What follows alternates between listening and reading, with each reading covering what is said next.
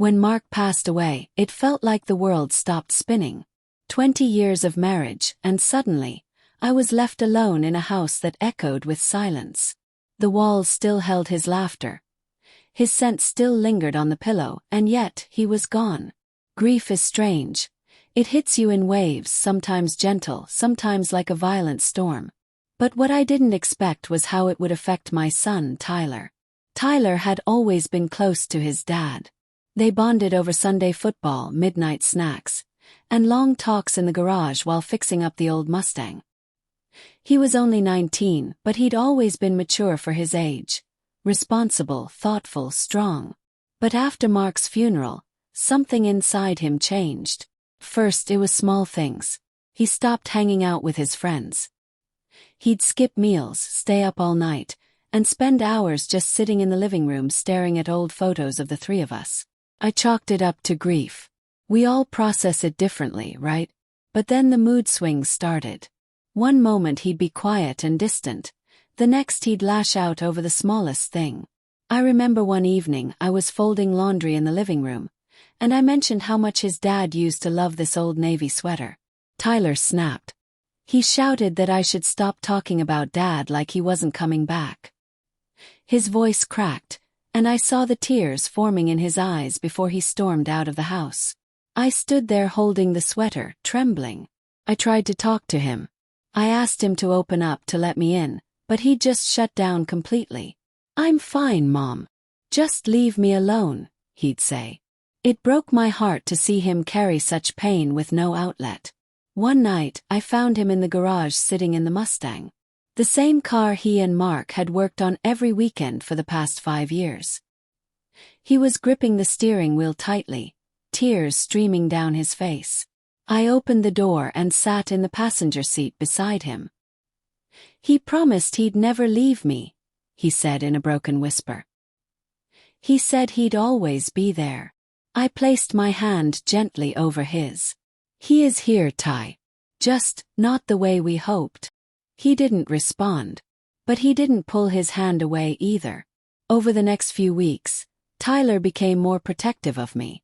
At first, it felt sweet, like he was trying to take over his father's role, being the man of the house. He'd cook dinner, check on the locks every night, and always made sure I wasn't alone too long. But then it started to feel different. He grew overly attentive. He'd get upset if I went out without telling him. If I dressed up for a grocery run, he'd make comments like, "Who are you getting pretty for?" and not in a joking tone.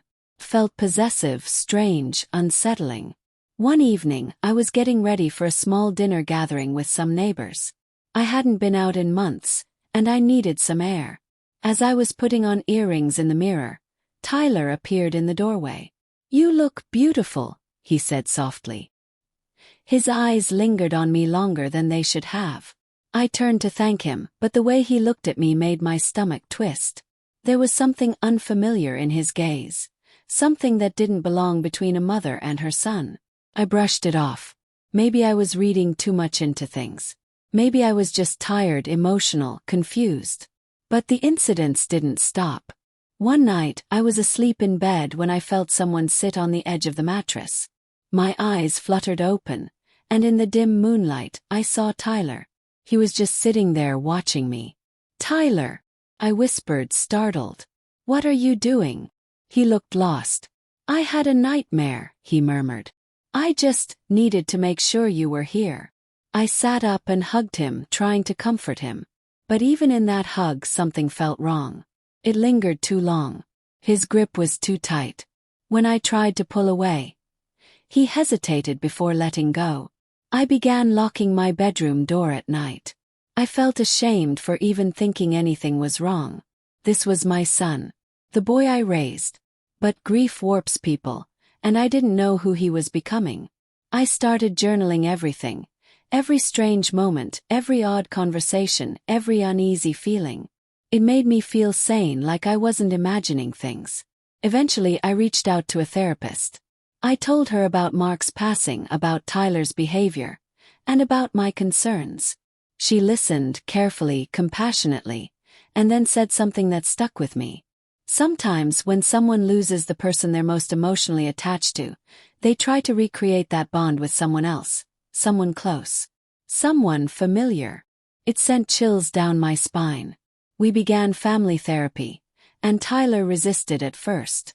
But over time, layers began to peel back.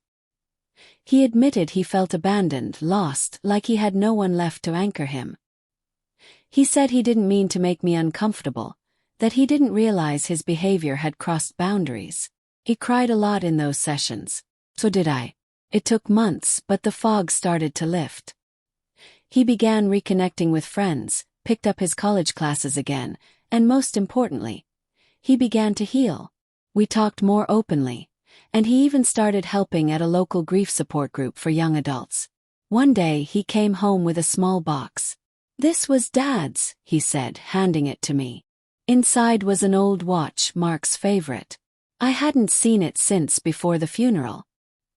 "He left it in the Mustang," Tyler said. "I think he wanted you to have it." Broke down. For the first time in a long time I cried, not out of fear or pain, but out of release.